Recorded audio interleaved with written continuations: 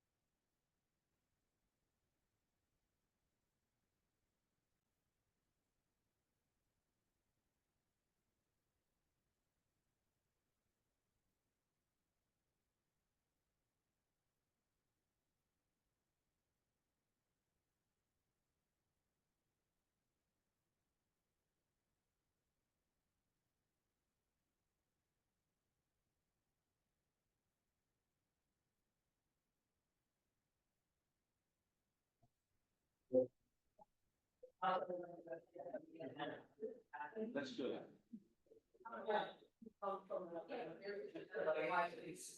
He's picking it up. Maybe, yeah. That's probably what they Yeah. We need a shorter table for their.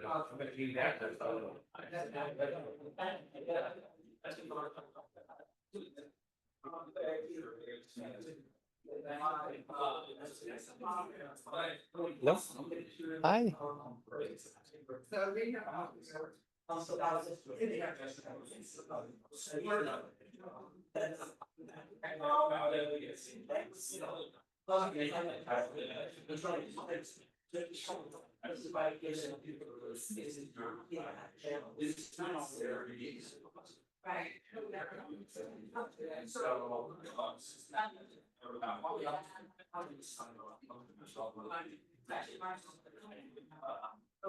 Hey, listen. No, you. Yeah. Okay. All right.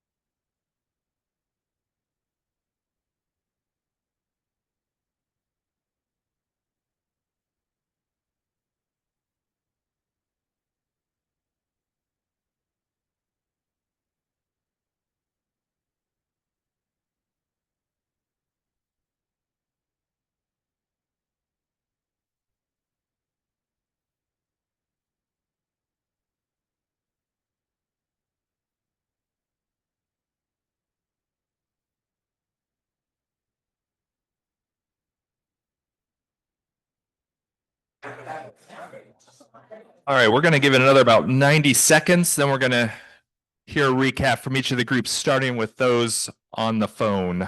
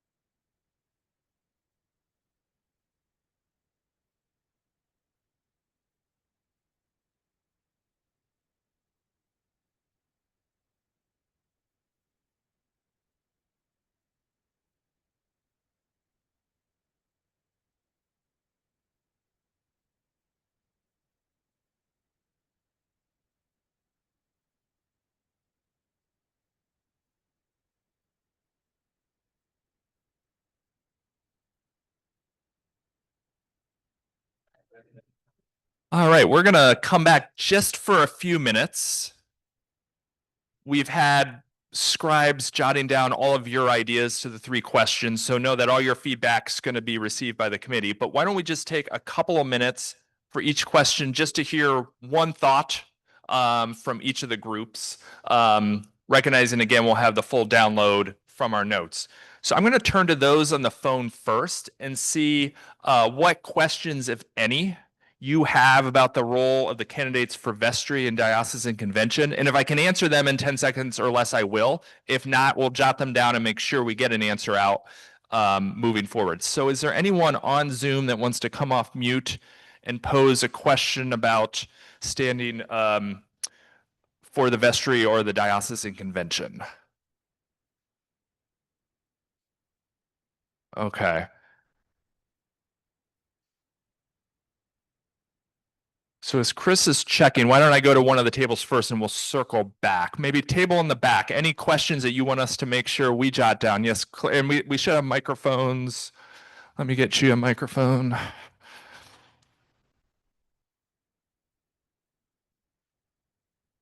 We're going first only because I need to leave in a few minutes, get vested for service. I think that to some extent we conflated the 3 questions. I think the common understanding of this group is we all understand the key role that the vestry plays, both vis-a-vis the parish, vis-a-vis the diocese, and vis-a-vis the secular authority, that sets the external legal framework for us, the state of Maryland in our case. We agree that preparation for that role takes time. It takes knowledge of a specific parish.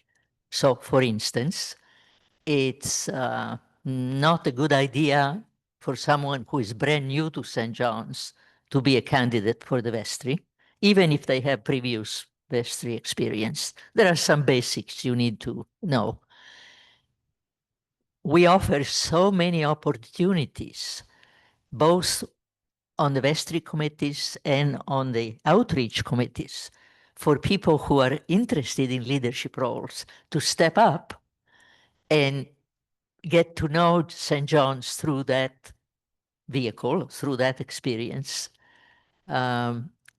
We also, I think I heard from my group that we sort of like to see a situation where for vestry elections, we have more candidates than the number of slots open in any given year, right? What else? Did I leave anything else? Oh, yes, very important to St. John's or any other parish. If you have been with the parish for some years and you look at governance, be sure that you practice humility. No, you know some things, but you don't know everything. And be sure you practice humility also in distinguishing between what your parish does by tradition, because they were doing it 50 years ago, and what it does because it makes sense today. I like the lesson about humility. Thanks, Claire. So it sounds like that table had a lot of questions that were then explored and answered about pathways to becoming a leader or stepping into leadership opportunities at St. John's. Recognizing we have about 3 minutes left and we're going to get everybody out on time, let me ask maybe this front table, is there anything you'd like to offer top line on that second or even third question about what has gotten you engaged in the past or what more we can do at St. John's to cultivate leaders within our walls? Just number 3? Or two. Oh, 2. I mean, as I mentioned, a lot of us are driven by mission. So if the mission is something that is of importance to us, then that keeps us involved and generates our engagement in an organization. For me also, it's how well an organization is run and whether there's accountability built into the system. But for me, the primary reason for becoming engaged and staying involved is the mission is something that is reflects my values. No, the only thing I was going to add is our discussion about spreading the word about these opportunities, especially on, for instance, committees. If you don't feel comfortable going for the vestry or not really positioned, right? But to get involved in one of the committees, I think and spreading that awareness around, I think would be very helpful. And, sorry, and on that, I was gonna yes, as you can see, I was just gonna add too that I, for one, was not aware that you didn't have to be a vestry member in order to serve actively on a committee, and I think that we should find ways to spread that message because I wasn't aware of it. I'm sure I'm not the only one, and many of us are involved, for example, in ministries, and maybe through some of those ministry meetings, that message could be shared too. And I saw a few head nods. Any lasting thoughts, things that we haven't talked about that you want to put on our agenda, the committee's agenda on any of this, or any feedback for us before we wrap up? Let me offer one observation. I'll ask Jessica to give a last comment. I think you hit the point that there is sort of an impression in our discussion that people are a little maybe, I wouldn't say intimidated, but think I either have to be in a leadership role or maybe I'm not involved. And I think your point is really important that we purposely call this leadership and service. And the standing committees do a huge amount of the important work that goes to the committees, to the vestry, that informs decision-making. And actually, they often present a proposal for the vestry to make a decision on. So I think we can do better at not maybe intimidating people unknowingly that you have to be in a lead role or there's no role for you here. So that's a great point I think you make. And I will ask Jessica to make the last point, which I thought was great. This just builds on what you previously said. I thought you should continue to do this kind of recruitment on a sort of stealthy basis. Because if you say this is a leadership meeting, not that many people showed up. And so maybe just incorporate it with other events and activities and say, we're looking for additional service on these committees. Yeah. I suggest we do a cabaret next time so we can really fill the room. Last week we had donuts. Yeah. Or we had teens last week. Did you see how full this room was with a teen session last Sunday? It was incredible. Thank you. All very good feedback. Thank you for spending 45 to 60 minutes with us. If you haven't heard Sari's sermon, if you're going to the 11 o'clock, pay attention because he's challenging us to think about whether we're asking the right questions. So oftentimes with leadership, it's like, do I have the expertise to do this? Do I have the time to do it? Perhaps think about it differently is how might I contribute to the success of St. John's for